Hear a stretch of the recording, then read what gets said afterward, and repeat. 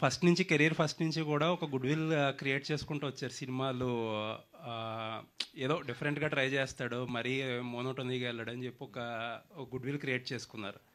Looks like ఆ good will మళ్ళీ back వచ్చిందని అనుకుంటారు. రిగార్డ్లెస్ ఈ సినిమా ఎక్కడికన్నా వెళ్ళినా ఉండి ఇటు నుంచి రోహిత్ ఒక మంచి సినిమా మంచి డైరెక్షన్లోనే వెళ్తాడనే ఒక ఫీలర్ క్రియేట్ చేశారు మళ్ళీ ఆడియన్స్లో.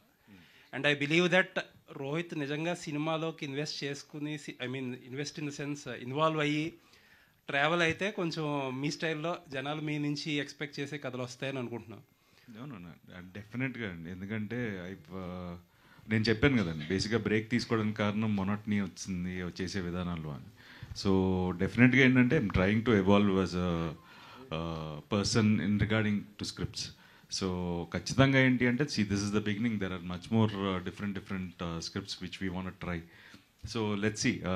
This was like a very lighter film.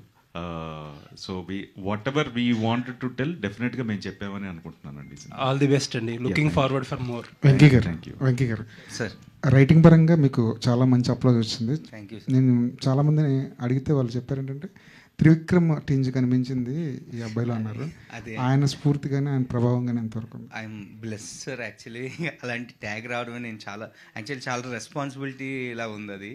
Of course sir, అంటే త్రివిక్రమ్ గారు చిన్నప్పటి నుంచి నువ్వే ఇంకా మల్లేశ్వరి, సో ఆయన క్లాసిక్స్ ఉన్నాయి సార్. ఆయనలాగా డెఫినెట్గా ఎప్పటికీ రాయలేనేమో. But I'm very happy when people are saying Trivikram గారి డైలాగ్స్లో ఒకప్పుడు త్రివిక్రమ్ గారి డైలాగ్స్లో ఉన్నాయన్న అంటే అఫ్ కోర్స్ బ్లష్ అవుతాం కదా సార్, ఇంకేం చెప్తాం.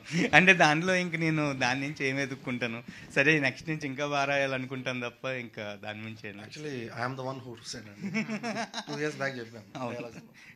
చాలా తిన్నేర్చున్న కాన్సెప్ట్ ఇది.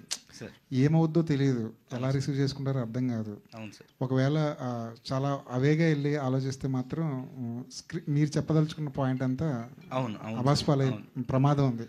దాని నుంచి తప్పించుకోవడానికి మీరు ఎంచుకున్న మార్గం ఏంటి అసలు? హానెస్ట్గా ఉండమే సార్ స్క్రిప్ట్కి, అంతే. అంటే ఈజీ రూట్స్ ఎత్తుక్కోలేదు. సో అంటే కొన్నిసార్లు స్క్రిప్ట్తో విల్ బీ లక్కీ సార్. ఏదో రాసినప్పుడు ఫ్లో మంచిగా వస్తుంది, కుదిరేస్తుంది అంతే. So that is my luck. కొంచెం ఫోకస్ ఏంటంటే మీరు అన్న ఎడ్జ్ని దాటకుండా ఎలా చూసుకోవాలనే దాని మీద పెట్టాను. రెసిపీ కుదిరిపోయింది మీకు, అంతే సార్. అది ఎలా ఉండారు అన్నది ఇప్పుడు మీకు అర్థం కాలేదు. రోహిత్ గారు సార్, మీరు ఈ కథ గురించి కానీ సినిమా గురించి ఎప్పుడు చెప్పినా కొన్ని సందర్భాల్లో సామాజిక వర్గంతో కంపేర్ చేసేవారు.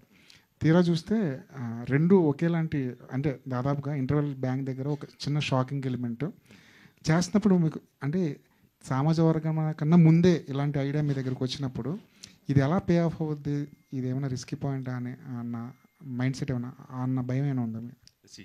ఫస్ట్ ఇనీషియల్గా ఐడియా చెప్పినప్పుడు ఆ కంగారు ఉండిందండి.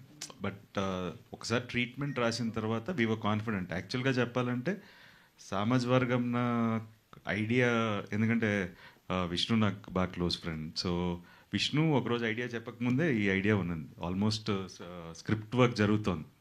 సో ఆ టైంకే వీ స్టార్టెడ్ రైటింగ్ అండి. బట్ ఏంటి అంటే వీ నో ఈవెన్ బట్ ఏంటంటే we wanted to round of everything properly. And చాలా తిన్నెడ్జ్ అండి, సామాజిక వర్గంలో అయినా ఇంకా చిన్న లెవరేజ్ ఉంటుంది, యూ కెన్ గో కొంచెం వెళ్ళొచ్చు, దీంట్లో వెళ్ళడానికి లేదు.